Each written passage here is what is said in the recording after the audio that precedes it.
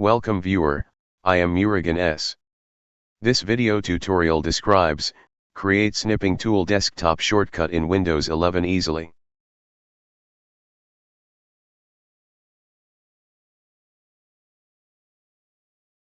Copy text from description and paste it.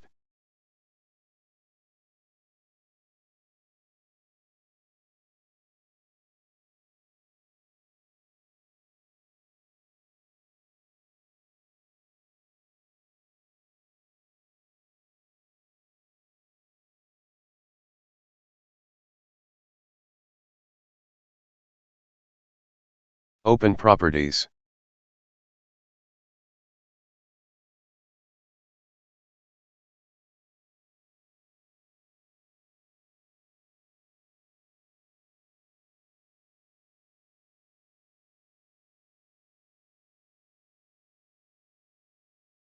I hope this video tutorial helps to you.